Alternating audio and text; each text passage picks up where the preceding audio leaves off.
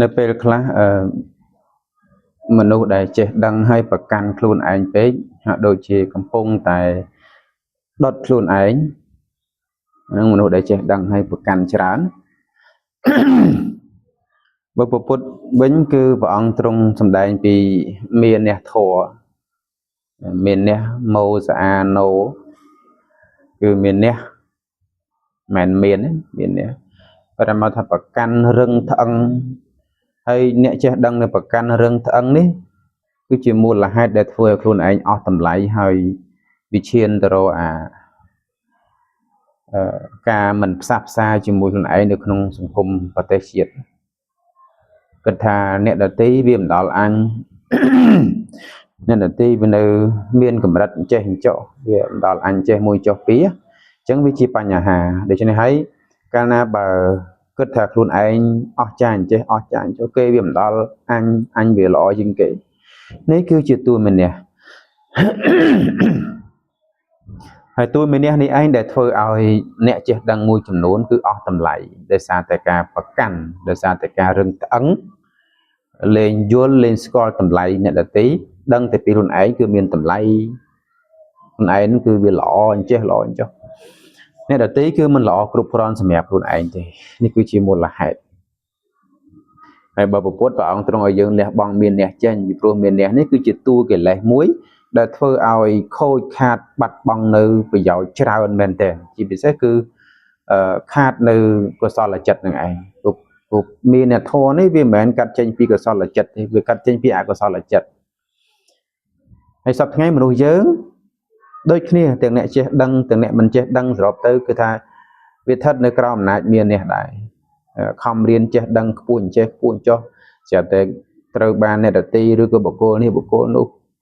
ឬក៏អ្នកដែលនៅក្រៅអាវ៉ាត់របស់ខ្លួនឯងនឹងនិយាយមកវាអត់ត្រឹមត្រូវនិយាយមកវាល្អគឺធ្វើឲ្យខ្លួនឯងហ្នឹងគឺមានការប្រកាន់ហួងហែងលើស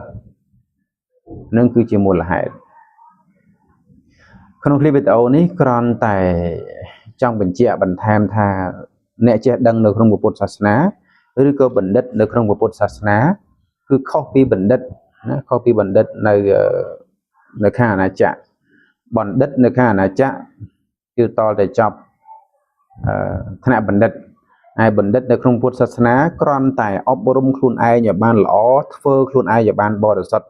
អប់រំទូមានគេយ៉ាងណាធ្វើខ្លួនឯងឲ្យទៅជាបុគ្គលយ៉ាងនោះអានឹងព្រះអង្គសម្ដែងថាគឺជាបណ្ឌិតឃើញទេចឹងនៅក្នុងពុទ្ធសាសនាគឺព្រះសម្មាសម្ពុទ្ធសង្កត់ធ្ងន់ទៅលើការអប់រំចិត្តណាអត់សង្កត់ធ្ងន់ទៅលើមានទ្រព្យសម្បត្តិតិចឬច្រើនអត់សង្កត់ធ្ងន់ទៅលើអ្នកដែលបានរៀនខ្ពង់ខ្ពស់អីទេពីព្រោះនៅសម័យព្រះអ្នកដែលមានចំណេះដឹងខ្ពង់ខ្ពស់មានច្រើនហើយសំបីកំថាឡើយមនុស្សសំបីតែព្រមដោយប្រកាសព្រមមាននេះប្រកាន់រឹងត្អឹងខ្លួនឯងនឹងមានចំណេះដឹងខ្លាំង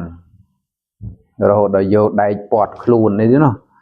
ពាត់ពុះកុំឲ្យបែកពុះមានចំណេះដឹងខ្លាំងណានៅសម័យយើងវាមិនតាន់ដល់សម័យព្រះទេនៅសម័យយើងនេះនៅពេលដែលមានចំណេះដឹងខ្ពង់ខ្ពស់ពេកទៅវាទៅជាលេងស្គាល់ខ្ពស់ទាបវាមានតែឯងមានតែអញហ្នឹងគឺល្អគ្រប់គ្រាន់នេះដទីវាមិនល្អដល់អញចេះជាងគេមិនចេះដល់អញណានិយាយពេបមកពេបកអញ្ចឹងទៅវាហាក់ដូចជាថានៅលើโลกនេះគ្មានអីដល់អញអញ្ចឹងអញ្ចឹងហើយគឺសូមឲ្យបងប្អូនទាំងអស់គ្នាយើងសិក្សាអប់រំផ្លូវចិត្តទាំងអស់គ្នាបន្តិចទៅគឺខ្ញុំអ្នកនិយាយនេះក៏វាមិនមែន perfect អីនោះដែរគាត់ណាអ្វីដែលចេះដឹងក៏លើកមកនិយាយហើយក៏អប់រំទាំងខ្លួនឯងចែករំលែកដល់បងប្អូនតិចតួចអញ្ចឹងទៅតាមអ្វីដែលអាចចែកទៅបានកុំឲ្យងាប់ទៅវិញហើយគ្មានស្អីបន្សល់ទុកឲ្យក្មេងជំនាន់ក្រោយបានសិក្សាតាមអានោះមិនល្អទេគេហៅមនុស្សរស់ដើម្បីបំបងបាយ